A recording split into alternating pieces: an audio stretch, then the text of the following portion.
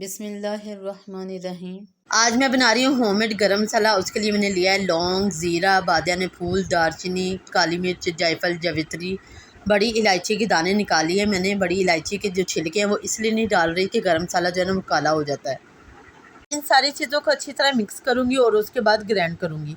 मैंने अक्सर लोगों को देखा है कि वो पहले इनको हल्का सा भूनते हैं फिर उसके बाद ग्राइंड करते हैं, मगर मैं इनको भूनती नहीं हूँ, मैं इसी तरह ही बनाती हूँ। मुझे इसका जो फ्लेवर और जो टेस्ट है इस तरह ज़्यादा स्ट्रॉन्ग लगता है।